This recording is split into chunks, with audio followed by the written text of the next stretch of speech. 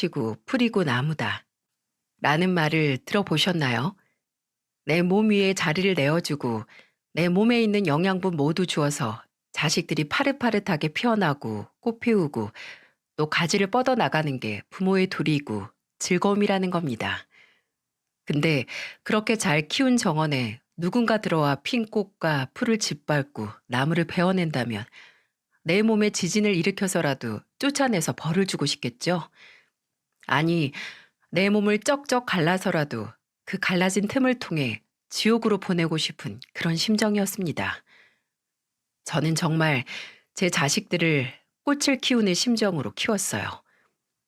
남편은 큰딸이 중학교에 들어간 해에 사고로 가족 품을 떠났고 혼자 자식 셋을 키우면서도 행여 여자 혼자 애 키워서 애들이 버릇이 없다, 억세다, 막 자랐다 이런 세상의 손가락질을 받고 싶지도 않았고 아이들도 그런 취급받으며 무시당하게 하고 싶지 않았어요. 내가 일을 더 하더라도 애들은 좋은 거 입히고 좋은 거 먹게 하고 혹시라도 나중에 어디 가서 외식도 안 해봤냐, 거기도 안 가봤냐 라는 말 들을까 매주 애들을 데리고 좋은 곳에 가서 외식도 하고 또 애들이 가고 싶은 곳이라면 모두 손잡고 갔죠. 주변에서는 제게 독하다라고 했습니다. 하루에 3시간씩 자면서 일하고 애들 보는 게 솔직히 독하지 않으면 해낼 수 없는 일이잖아요. 저는 이 독하다는 말을 찬사로 들었습니다. 내가 그만큼 애들을 훌륭하게 키우는 거라고, 애들을 키우는 것에 있어서는 한치의 부끄러움 없이 잘하고 있는 거라고 말입니다. 다행히 애들도 엇나가지 않고 그런 독한 엄마를 잘 따라와 주었네요. 그런 애들이 이제는 엄마보다 앞서 걸으며 엄마를 이끌어주고 제게 울타리 역할을 해주고 있네요. 뭐든 1등을 하지 않으면 밤잠도 설칠 정도로 포부가 크고 승부욕이 강했던 큰딸은 대기업에 입사해 이제 대리를 달았고요. 작은 딸은 중견기업 다니다가 5년 차 됐을 때 신생 브랜드 회사로 이직을 해 디자인팀 팀장이 됐고 막내 아들은 경찰 공무원으로 열심히 시민을 위해 일하고 있죠. 이만큼 키웠으면 이제 독한 엄마로 살지 않아도 될 거라고 생각을 했습니다. 이제 온몸에 도끼 빼고 살아도 애들이 지 할 일 열심히 하면서 살 테니까요. 근데 장성한 자식들 셋이나 있는데도 독할 수밖에 없는 사건이 나이 60 넘어서도 일어나네요. 모든 사건의 발단은 자식들 중에 가장 속 이야기 안 하고 조용한 작은 딸이 30 중반 무렵에 결혼 소식을 알려왔을 때 시작이 됐죠. 솔직히 작은 딸이 먼저 지금 만나는 사람이 있는데 그 사람과 결혼할 거라고 했을 때 놀랐어요. 들어보니 연애를 한 것도 1년이 안 됐거든요. 저도 그렇고 먼저 3년 연애하고 결혼한 큰딸도 너무 이른 거 아니냐고 더 만나보고 하라고 했는데 작은 딸은 단호했습니다. 결혼은 한참 만나다 막바지에 무슨 밀린 숙제하듯 외롭고 나이에 쫓겨서 하는 게 아니라고 하잖아. 혼자 살아도 되겠다 싶을 때 결혼하는 게 맞는 거라는데 지금 나도 그렇고 준민 씨도 딱 그런 상태고 또 준민 씨가 집도 준비가 된 상태라서 더 기다릴 필요도 없어. 작은 딸의 말로는 본인도 사위도 그때가 적기라고 생각을 했다는 겁니다. 뭐 둘의 생각이 그렇다면 굳이 제가 말릴 생각은 없었지만 그래도 뭔가 이르다라는 생각이 드는 건 막을 수가 없더라고요. 그래도 실제로 사위를 봤을 때는 사람이 좋아 보여서 조금은 안심을 했었어요. 작은 딸보다 1살 연상이었고 키는 그리 크지 않았지만 듬직했고 서글서글한 인상에 말을 참 재미있게 잘 하더라고요. 대기업 식품 계열사에 다닌다는 사위는 능력도 좋고 인간성도 좋았습니다. 그때는 사람 자체도 그렇고 조건도 좋아서 작은 딸이 더 만나볼 생각도 안 했나 싶더군요. 혜지한테 들어보니까 집도 그렇고 혼수도 할 필요 없다고 했다면서. 네, 집은 제가 지금 살고 있는 제 명의 아파트에 있으니까 거길 신혼집으로 시작하면 되고 가구나 가전도 다 갖춰져 있으니까 혜지가 꼭 가지고 싶은 가구 있으면 그것만 바꾸자고 말했어요. 우리야 나갈 돈이 없으니 너무 고맙긴 한데 그럼 예단이라도 해서 성의 표시를 해야지. 아니요, 아니요, 장모님. 절대 그럴 필요 없습니다. 아니, 왜? 걱정하지 말어. 내 돈도 아니고 혜지가 모아둔 돈 있으니까. 혜지가 야무져서 지 결혼 자금으로 꽤 모아놨어.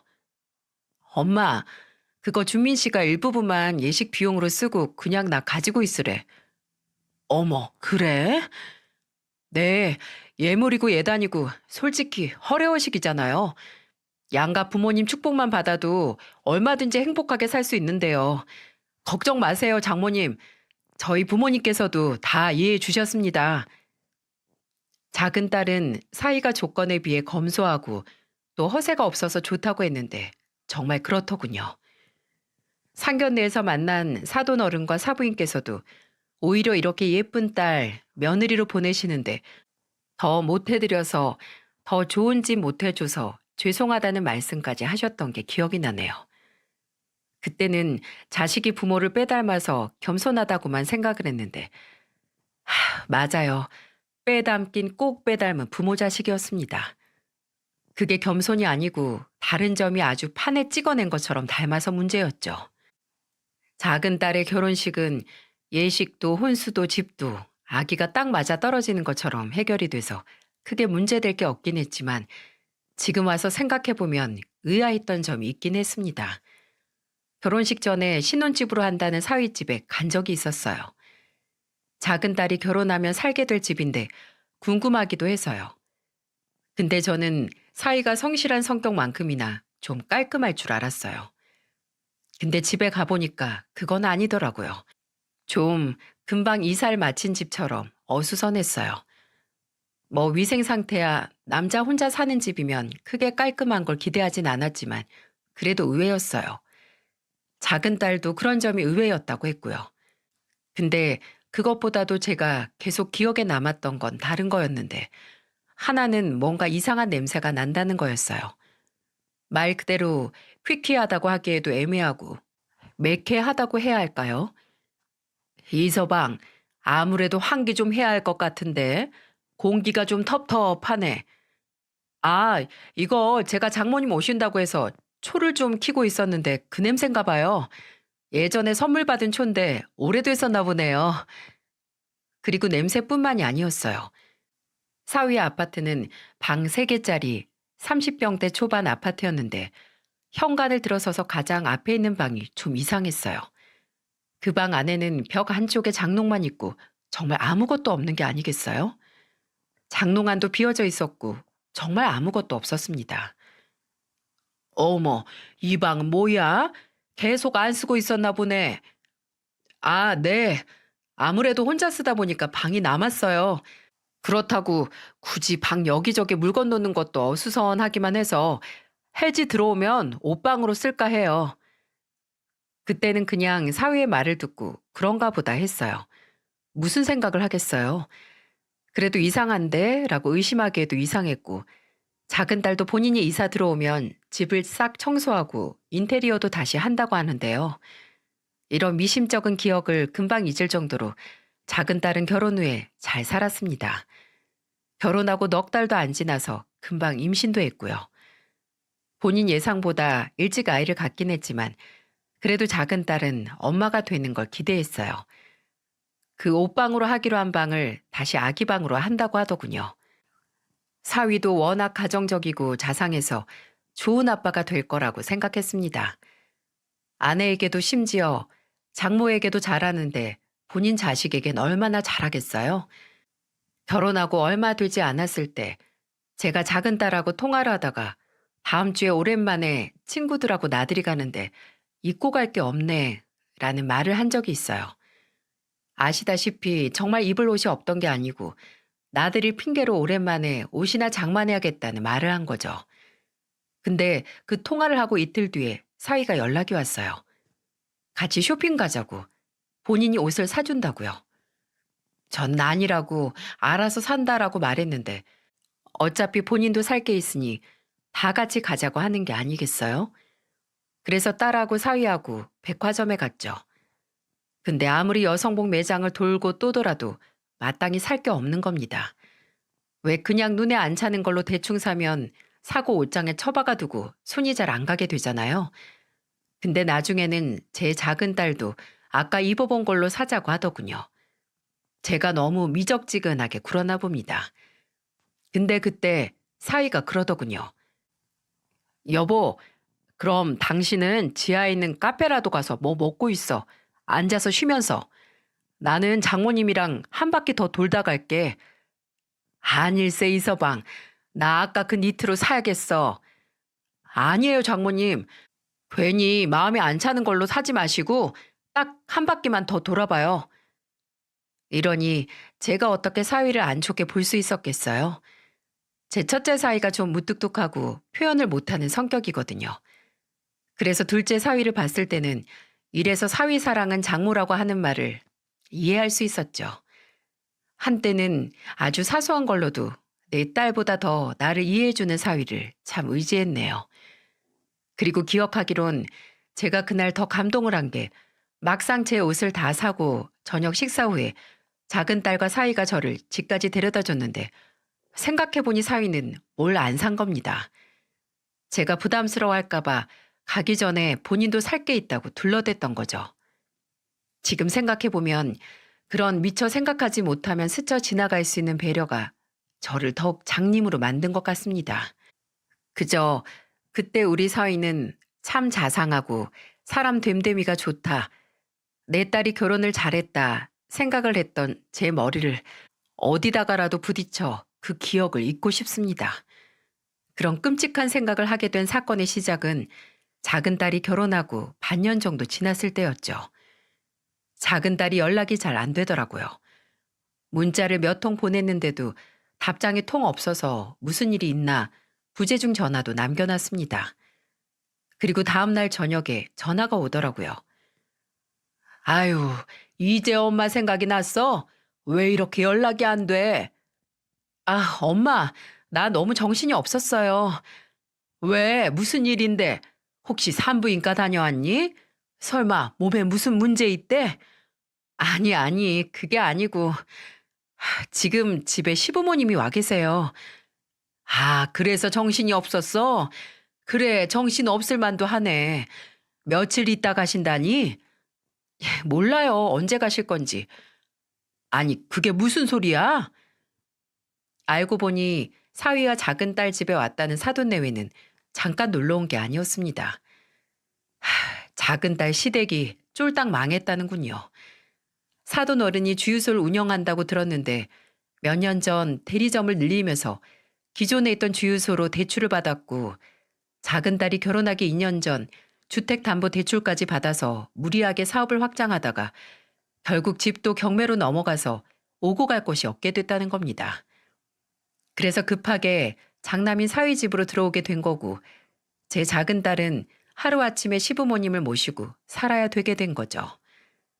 사위 말로는 사위도 부모님이 주유소로 사업자 대출을 받은 건 알고 있었는데 집 담보대출을 받은 건 까맣게 모르고 있었고 작은 딸에게는 길게 2달, 석 달만 모시고 살다가 어떻게든 부모님께 집을 얻어드리겠다고 미안하다고 했다는군요. 작은 딸은 순식간에 벌어진 일에 당황도 하고 또 불편하다고 했지만 그래도 일단 그 집은 사위의 명의였고 사위도 아무리 본인 부모님이라고 할지라도 계속 모시고 살 수 없다고 했다는 걸 믿었어요. 또 사위가 그 전에 제게나 본인에게나 잘했기에 그 믿음이 더 굳건했었죠. 사위는 저를 찾아와서도 말했습니다. 갑자기 집안이 망해서 아내에게 계획에도 없던 시부모님과의 생활을 하게 해서 면목이 없다고 말이죠. 제가 같이 사는 건 여러 사람이 불편하니까 차라리 대출을 받든 해서 집을 빨리 얻어드리는 게 낫지 않냐고 하니까 사위가 아직은 시기상조인 것 같다고 하더군요. 아직 사업 실패로 충격을 받은 부모님을 내보내기 어렵다고요. 그 마음이 이해가 안 되진 않았습니다. 사돈 내외는 일단 지푸라기 잡는 심정으로 장남 하나 믿고 그 집에 들어갔을 테니까요.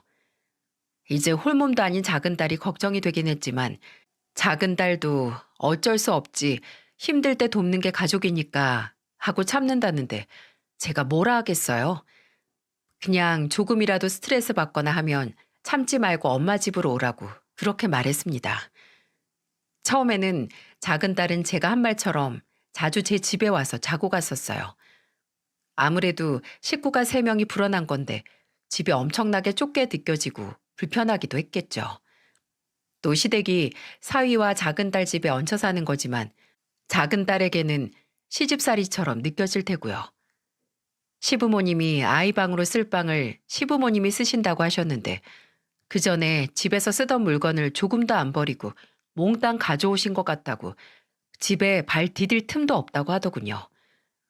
2명이 살던 집이 갑자기 5명이서 사는 집이 됐으니 정말 움직이는 것도 고역이었겠죠. 또 원래 시댁이 경기도 외곽이었는데 그 근처에 직장에 있던 사돈 처녀가 지 오빠네 집으로 오면서 일도 그만두고 왔다는 겁니다. 그래서 어쩔 수 없이 다시 재취업을 하기 전까지 사위가 용돈을 주고 있다고요. 안 그래도 돈 아껴 쓰기로 유명한데 시부모님하고 아가씨 온 이후로 나가는 돈이 많아졌는지 더 짠돌이처럼 굴어요. 생활비도 내 월급으로 해결하고 있고. 근데 그렇게 제 집은 피난처 마냥 오던 작은 딸이 어느 순간부터 제 집에 발길을 끊었습니다. 아니, 연락도 잘 안 됐어요. 4번 하면 1번 받을까 말까였죠. 그래서 제가 작은 딸에게 문자를 보낸 뒤 찾아간 적이 있었습니다. 그렇게 사돈 내외와 사돈 처녀가 같이 살고 나서 처음으로 찾아간 작은 딸네 집은 아비규환, 아주 귀신의 집이 따로 없었네요. 작은 딸 말처럼 그전 집에 있던 살림살이를 몽땅 가져온 건지 집안은 발 디딜 틈도 없이 좁았고 어수선했어요. 작은 딸은 아무래도 갑작스러운 시부모님과의 동거로 힘든 본인 모습을 제게 보여주고 싶어 하지 않는 것 같았습니다. 그런 딸의 모습도 물론 속이 상했지만 제가 딸네 집에 가서 놀랐던 이유는 따로 있었어요. 제가 아무래도 꽃집을 하다 보니 집이나 가게나 널린 게 꽂히고 빈손으로 가기도 뭐해서 꽃다발은 좀 크게 만들어서 갔었네요. 근데 제게서 꽃다발을 받은 사부인이 그 꽃을 어떻게 했는지 아세요? 봤더니 예쁘네요. 고맙습니다. 뭐 이런 인사 한마디 없이 그 꽃다발을 베란다에 두더군요. 애써 선물로 사온 사람이 무안하게 무슨 짓인지. 근데 그걸로 제가 충격을 받은 건 아니었습니다. 그 행동보다도 놀란 게 바로 같이 있던 사부인의 얼굴 때문이었죠. 뭐라고 설명을 해야 할지. 제가 상견례와 결혼식 날 마주쳤던 사부인의 얼굴은 화장기 하나 없는 얼굴에 순박한 모습이었거든요. 근데 아들 결혼식에도 분 하나 찍어 바르지 않던 사람이 왜 집 안에서 저리 강한 화장을 하고 있었을까요? 눈썹도 눈도 시커멓게 칠해져 있었고 입술도 빨갛게 발랐더라고요. 처음으로 그런 모습의 사부인을 마주했을 때 놀라서 인사도 안녕하세요. 사부인 오랜만입니다. 하고 어색하게 하고 말았네요. 사부인이 편히 있다 가시라고 현관문 바로 앞에 있는 방 안으로 들어가시고 나서 작은 딸에게 말했어요. 사부인 얼굴이 왜 저러냐고. 그랬더니 딸은 그냥 요새 우울한 일이 많아서 기분 전환 겸 집에서도 화장을 하고 계신 것 같다고 말하는데 아무리 그래도 그리 진한 화장을 집에서 좀 기이했죠. 또 이상했던 건 기억하시나요? 제가 작은 딸이 결혼 전 사위 집에 왔을 때 맡았던 그 매캐한 냄새. 그날 갔더니 그 냄새가 짙게 맡아졌다는 겁니다. 이 서방은 그 초를 아직도 안 버리고 쓰는 거야. 그 예전에 선물 받았는데 오래돼서 냄새가 이상해졌다고 한 거. 그거 버리기 아깝다고 어머님이 쓰셨나 봐요.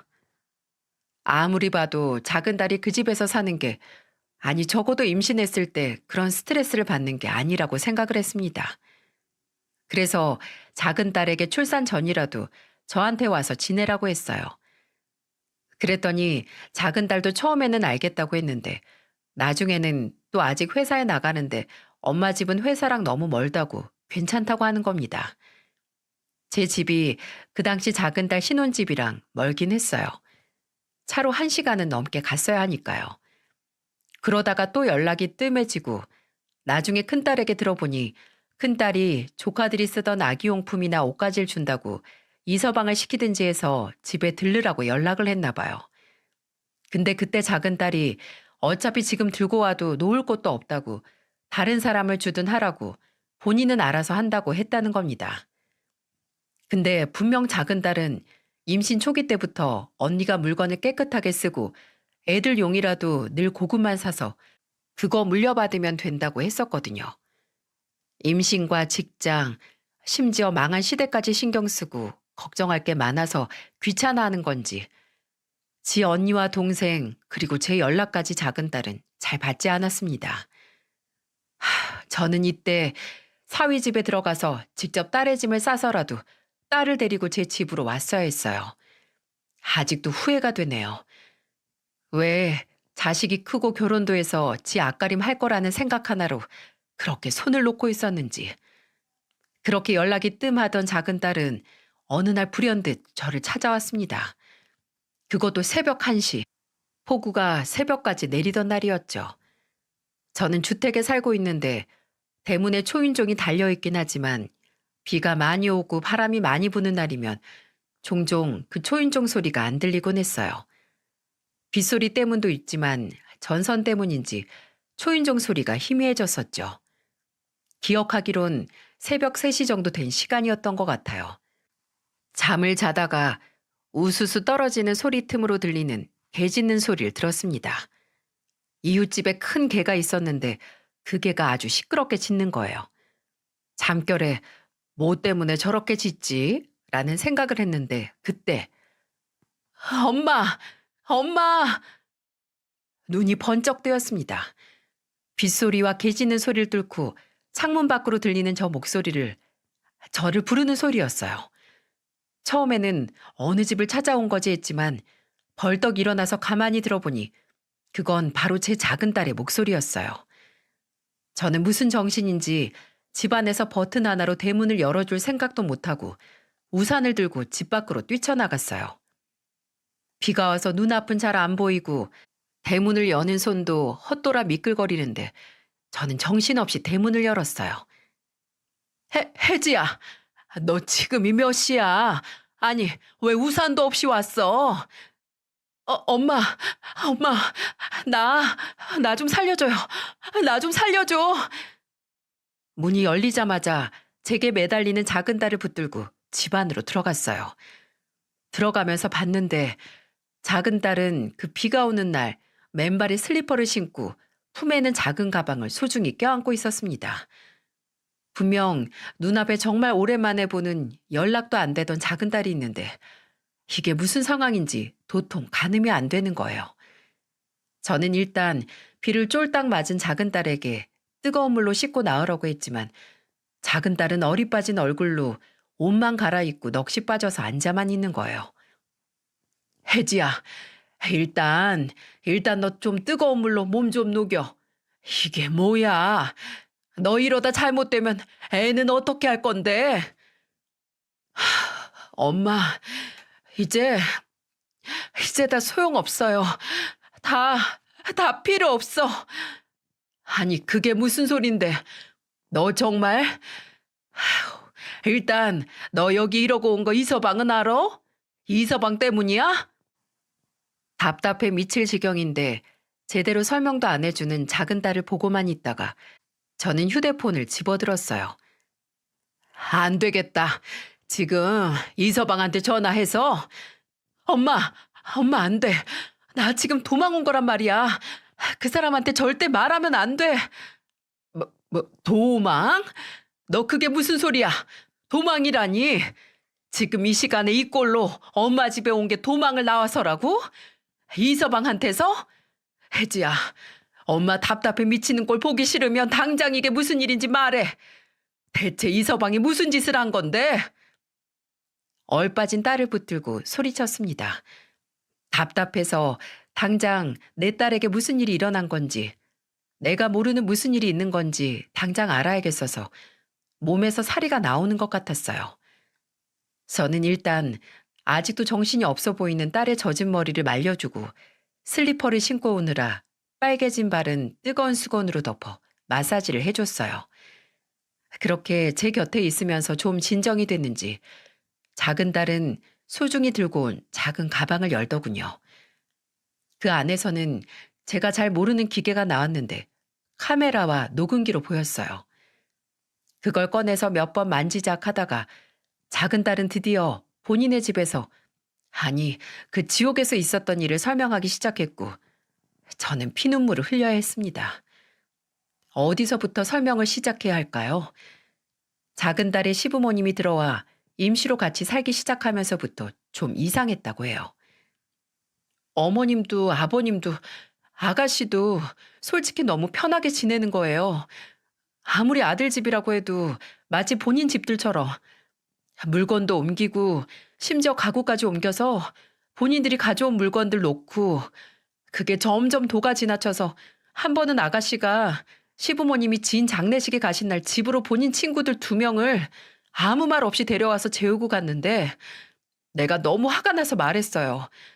아무리 아가씨 오빠 집이라고 하고 우리가 가족이라고 해도 이렇게 언질도 없이 손님을 데려와서 재우고 가는 건 너무하지 않냐고. 근데 엄마, 아가씨가 뭐라 했는지 알아요? 작은 딸이 아무리 가족이라고 해도 선을 넘은 사돈 처녀에게 임시로 같이 사는 만큼 서로 조심하자고 했더니 사돈 처녀가 이렇게 말했다고 합니다. 누가 보면 내가 얹혀 사는 줄 알겠네. 새언니가 우리 집에 얹혀 사는 주제에 왜 이래라 저래라야? 라고 했다고 해요. 놀란 작은 딸이 그게 무슨 소리냐고. 이 집 아가씨 오빠 집이긴 해도 내가 결혼해서 내 남편하고 사는 내 집이라고 했더니 사돈 처녀는 집이 떠나가라 웃더니 그랬답니다. 오빠한테 가서 물어보라고. 누가 얹혀 사는 건지. 작은 딸은 그날 사위에게 사돈 처녀가 말한 말에 대해 추궁을 했고, 사위는 더 충격적인 말을 했다고 해요. 사실 그 집은 사위 혼자 살고 있던 집이 아니고 부모님과 동생과 같이 살던 집이라고요. 결혼 전 제 딸에게는 혼자 살아서 신혼집으로 써도 된다고 거짓말을 했던 거고, 결혼 후 몇 달이 지나서 집안이 망했다는 또 다른 거짓말로 부모님과 동생을 집안으로 끌어들여서 살기 시작했다는 겁니다. 아니 그럼 너 처음 신혼집 들어가고 나서 몇 달은 사돈이나 사부인이나 어디서 지낸 거야? 그 전에 아가씨가 혼자 자취하던 집이 있는데 거기 가서 있다가 온 거래요. 가족이 전부 날 속이려고 연극한 거였어. 내가 처음에는 왜 그런 거짓말을 쳤냐고, 집이야 우리 둘이 대출을 받든 해서 전세라도 시작해도 되는 거 아니냐고 했더니 집이 있어야 내가 자기랑 결혼해 줬을 거라고 미안하다고 했는데, 엄마, 근데 그것도 사실이 아니었어요. 사위는 그 집이 본인 혼자 사는 집이라고 한 거짓말에 화가 난 작은 딸에게 어차피 1년 뒤에는 정말 다른 집을 구해서 부모님께서 이사하실 계획이었다고, 곧 따로 살 거라고 걱정 말라는 말을 했다고 합니다. 근데 작은 딸은 찝찝함을 떨치지 못하고 그 집 등기부 등본을 떼서봤는데, 아니 이게 뭔가요? 그 집 명의도 사위 명의가 아니었던 거죠. 심지어 사돈이나 사부인 사돈 처녀 명의도 아니었어요. 그 집은 다름 아닌 월세였다는 겁니다. 믿어지시나요? 거짓말을 하나 하기 위해 7개 다른 거짓말을 해야 한다고 하는데, 그때 작은 딸은 그동안 쌓아왔던 사위와의 관계에 대해 의심이 들기 시작했고, 또 다른 거짓말은 없는지 찾기 시작했다고 해요. 진짜 설마 했어요, 엄마. 설마 이 사람이 직업도 속였을까? 아니, 대기업에서 일한 게 몇 년 차인데 아직도 월세 사는 게 이상하잖아요. 나한테는 시부모님 집 얻는다고 돈 없다고 하고, 대출은 또 빚지기 싫어서 안 받는다고 하고. 그래서 그 사람 일하는 본사에 전화해봤어요. 홍보팀 이주민 대리님 있냐고. 엄마, 근데 그 회사 본사 홍보팀에는 이주민이란 사람이 없대요. 몇 년 동안 그만두거나 이직한 사람들 중에서도 주민이란 이름조차 없대. 입에서 쌍욕이 나올 것 같았습니다. 집도 모자라서 이제 직업까지. 작은 딸은 그 사실을 알게 되자마자 사위에게 따졌다고 하네요. 다 아니까 말하라고. 당신이 나한테 사원증도 그렇고 매일 그 대기업 본사에 출근하던 건 다 어떻게 된 거냐고 하면서요. 더 이상 빠져나갈 구멍이 없다 생각을 했는지 사위는 사실을 다 털어놨는데 사위가 본인이 8년 동안 다녔다고 속였던 그 대기업 본사가 있는 지역에 있는 작은 인쇄소를 다니고 있었다고 하더군요. 작은 딸은 절망했다고 합니다. 뱃속에서는 눈앞에 있는 사기꾼과의 애가 자라고 있는데 모든 사실을 알았으니 말이죠. 근데 구석에 몰린 쥐가 고양이를 공격한다고 했나요? 아니, 구석에 몰려 모든 게 밝혀진 사위도 그리고 시댁 식구들도 그때부터는 무대뽀로 행동을 했다고 하네요. 이제 거리낄 게 없다고 생각을 한 건지 그때 작은 딸은 제게 사진 몇 장을 보여줬는데 저도 제 눈을 의심했습니다. 그건 어느 작은 방 안의 사진이었는데 아무리 봐도 그건 무당들이 신을 모시는 신당처럼 보였어요. 저도 점을 보러 무당집에 가본 적은 없지만 TV에서도 나오잖아요. 뒤에 제단 같은 게 있고 화려한 천이나 장식물들로 장식되어 있는 그런 방이요. 내가 우리 아이 방으로 만들려고 했던 그 방 시부모님이 쓴다고 했었잖아요. 근데 내가 들어가서 살기 전부터 어머님이 신당으로 쓰던 방이래요. 우리 시어머니가 무속인이었다고요. 어디서 더 놀라야 할지 가늠조차 안 되더군요. 사위가 제 작은 딸에게 결혼 사기를 친 것도 모자라 이제 사부인이 무당이라고요? 여러분께서 제 사연을 듣고 거짓말하지 말라고 하셔도 이해합니다. 저도 믿어지지 않았는데 여러분께서도 믿을 수 없으시겠죠. 저도 차라리 이게 다 끔찍한 악몽이고 거짓말이었으면 좋겠지만 불행히도 제 딸이 겪은 일은 전부 사실이었습니다. 제가 딸 집이라고 생각했던 그 집에 갔을 때 맡았던 그 매캐한 향도 사부인이 신에게 기도를 드릴 때 따로 피우는 향냄새였다고 하더군요. 작은 딸이 모든 사실을 알게 되자 사부인은 더 이상 지체하지 않고 집안에 신당을 만들어서 손님을 받기도 했다고 해요. 그것도 기겁을 할 노릇인데 더 견딜 수 없는 건 사부인의 이상 행동은 따로 있었습니다. 어머님이 나한테 웬 부적을 써주시는 거예요. 나도 이제 이 집의 진정한 일원이 됐으니까 액땜을 해야 한다고. 진짜 가족이 된 의식을 해야 한다고. 그러려면 내가 이전 사회에서 묻혀온 기운을 씻어야 한다고, 구슬해야 한다고 하는데 돈을 달래요. 아무리 가족이어도 굳은 물질적인 보상이 있어야 한다고. 난 그때 남편이 그 인간이 어머님을 말릴 거라고 생각했어요. 근데 몇십 년 같은 집안에서 그 꼴 보고 산 사람이 뭐가 다르겠어요. 이미 한통속이지. 나한테 그냥 어머님 용돈 준다고 생각하고 줄았는데 미쳤어요? 1,000만 원 가까이 되는 돈을 내가 됐다고 안 한다고 엄마 집으로 간다고 했는데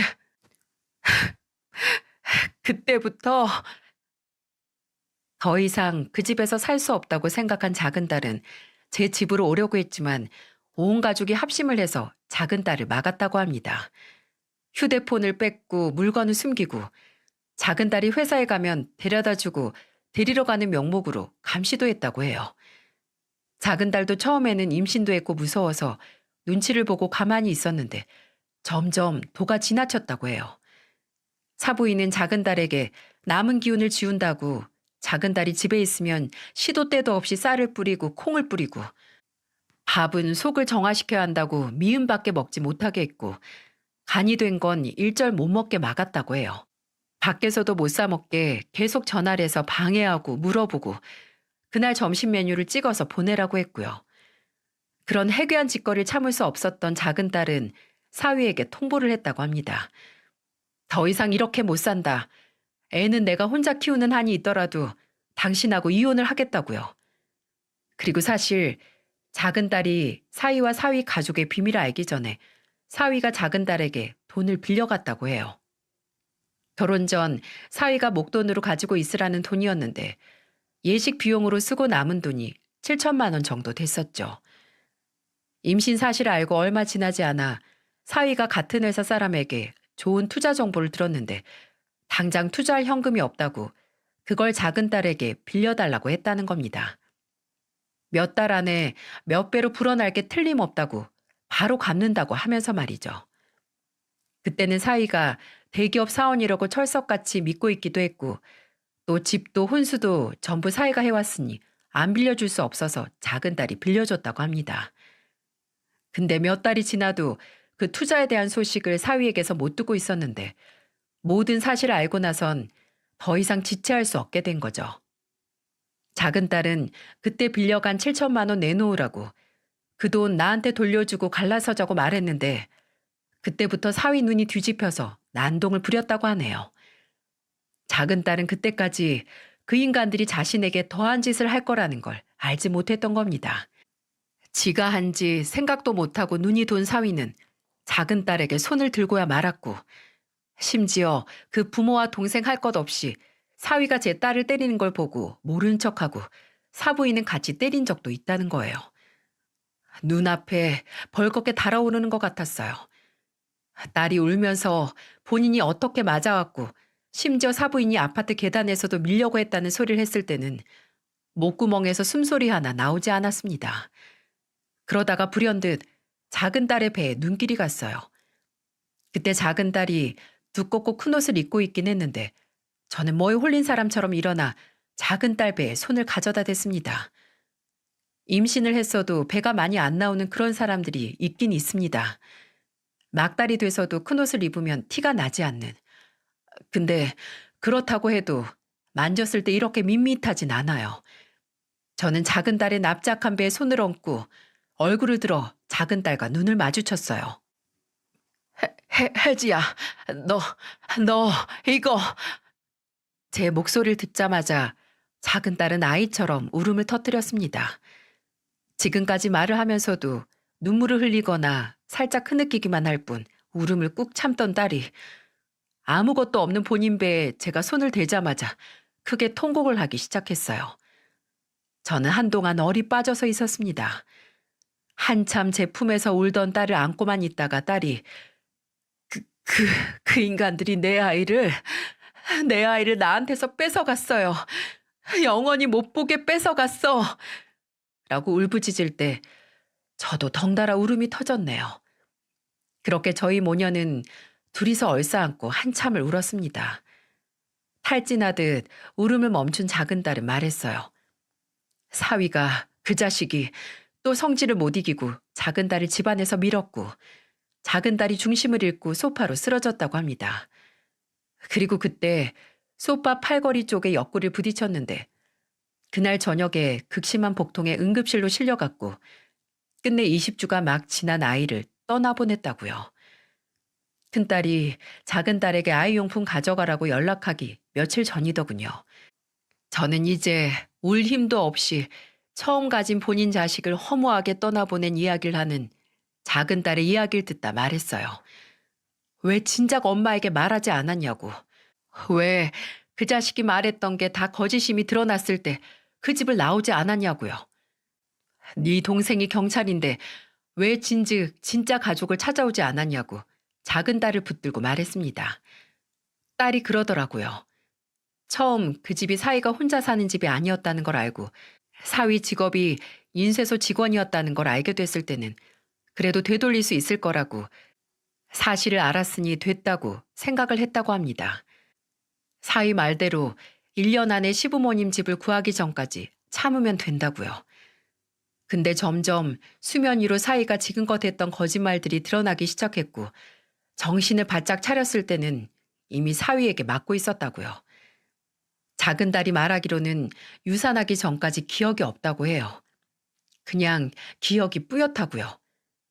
충격을 심하게 받은 건지 제게 엄마 이게 잘 된 건지 다행인지 모르겠는데 몸에 멍은 남아있는데 그 인간한테 맞은 기억은 별로 안 남아있어요. 라고 말하는 작은 딸을 보고 저도 정신을 놓고 싶었습니다. 근데 유산을 하고 아이를 잃고 나니까 나도 엄마 품에 한 번도 안겨보지 못한 아이를 따라가기 전에 그 집을 나와야겠다고 다짐했다고 해요.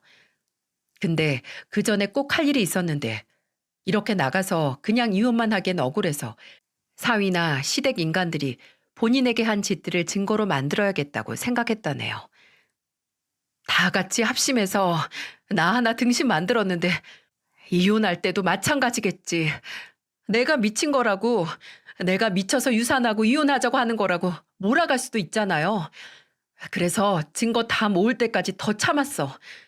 어떻게든 나한테 한지, 내 아이에게 한지 되갚으려고 나 정말 지옥에서 이 악물고 참았어요.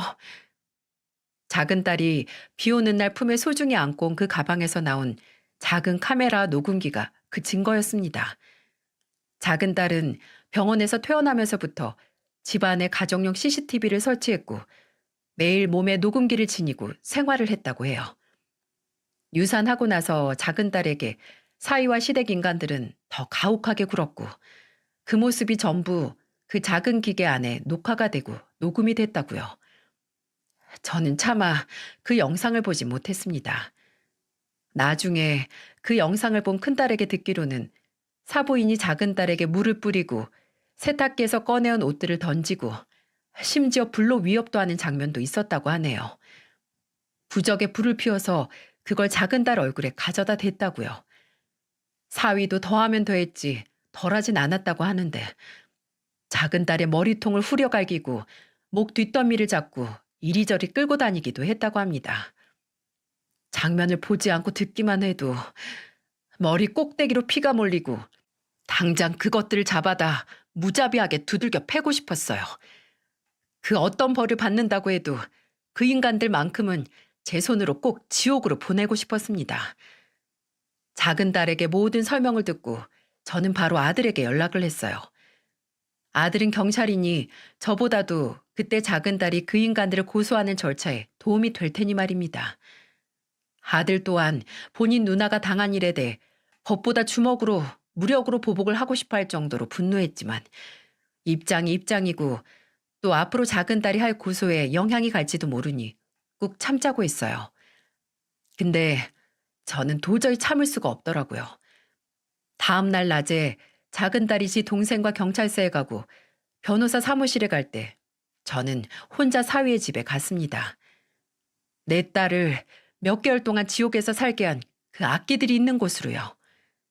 사실대로 말하면 저는 그 집으로 향하면서도 어떻게 보복을 할지 감이 안 잡혔습니다.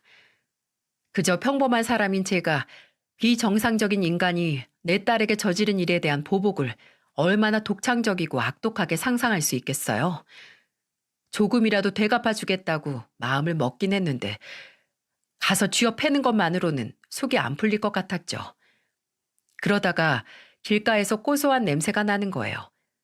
그 근처에 방앗간이 있더라고요. 왜 들기름 팔고 떡하고 쌀 파는 곳이요. 지나가면서 앞에 수북이 쌓여있는 쌀을 보니 사부인이란 인간이 제 딸에게 기운을 쫓는다며 쌀을 뿌렸다는 말이 떠오르더군요. 저는 그 방앗간 앞에 한참 있다가 안으로 들어갔습니다. 그리고 다시 나와서 목적지로 향했죠. 제가 사위 집에 도착했을 때 뭐가 그리 뻔뻔한지 그 무당 화장 덕지덕지한 사부인이 문을 열어주더군요. 평일이라서 사위는 아직 퇴근 전으로 보였고요. 무슨 일로 오셨어요? 새아기라면 지금 집에 없는데. 알아요. 지금 제 집에 있거든요. 새아기가 사부인 댁으로 갔나요? 왜요? 이 집에서 도망쳐 나와서 엄마 집 갔다니까 혹시 무슨 이야기라도 했을까 싶어요? 네? 그게 무슨 이야기 할 게 있다고 그렇게 말씀하세요? 내가 보고 들은 게 있는데 시치미를 뚝 떼는 사부인의 얼굴을 보고 그대로 바닥으로 내리꽂고 싶었습니다. 부글부글 끓던 속을 최대한 진정을 하고 말했어요. 가증 떨지 마시죠. 백내 아들이 내 딸 짐승 취급도 안 한 거 다 알고 왔으니까. 그리고 댁도 내 딸 해지 무슨 작기 들린 것 마냥 잡았지? 신발이 떨어진 건지 아니면 처음부터 지 아들처럼 사기꾼이었는지 모르겠는데 남의 딸 잡기 취급하니까 재밌든? 내 딸한테 쌀 뿌리고 물 뿌리면서 속이 시원했어? 네가 내 딸한테 쌀 뿌렸으니까 난 너한테 매운맛 좀 보여주려고 왔다. 이 빌어먹을 거사. 저는 피를 토하는 심정으로 소리를 질렀습니다. 그리고 가방에서 방앗간에서 산 비닐봉투를 꺼냈어요. 제가 뭘 사는지 궁금해하셨겠지만 제가 산 건 쌀이 아니었습니다. 저는 곱게 고춧가루를 샀어요. 그 여자가 내 딸한테 쌀을 뿌렸으니 저는 그 여자에게 고춧가루를 뿌려 쌀을 맞는 것보다도 수십 배는 더 괴롭게 하고 싶었어요. 저는 비닐봉투에서 고춧가루를 한 움큼 집어서 사부인에게 뿌렸어요. 사부인이 눈이며 코며 입이며 불시에 들어간 고춧가루 때문에 매워 기침을 하고 괴로워하는 걸 보고 멈추지 않았습니다. 아니, 오히려 더 했어요. 손에 든 고춧가루를 그냥 뿌리는 것뿐만 아니라 짖고 괴로워하는 사부인 얼굴에 문질러댔습니다. 맵냐? 매워? 너나 네 아들, 네 가족들이 내 딸 아프게 한 대가로는 모자라. 어떻게 감히 내 딸한테, 태어나서 숨도 못 쉬어본 내 손주한테 그딴 짓을 해? 한참 사부인 얼굴을 고춧가루 범벅으로 만들고 있는데 사위가 집으로 들어오더군요. 사위는 들어오자마자 사부인의 비명소리를 듣고 달려와 어안이 벙벙한 표정으로 저를 봤습니다. 자, 장모님 하는 목소리를 듣자마자 저는 다시 사위에게 달려갔어요. 그리고 옆에 있는 물건들을 닥치는 대로 집어서 사위에게 던졌습니다. 이 빌어먹을 자식아, 네가 내 딸을 데려가서 이딴 짓을 해? 행복하게 해준다고 할 땐 언제고 내 딸을 짐승만도 못한 취급을 해? 니까짓 게 뭔데? 순식간에 제가 던진 스탠드 조명에 맞은 사위가 바닥에 쓰러졌을 때 매워서 눈이 안 보이던 사부인이 바닥을 엉금엉금 기어와 악을 지르더군요. 준민아, 경찰에 신고해 얼른. 경찰?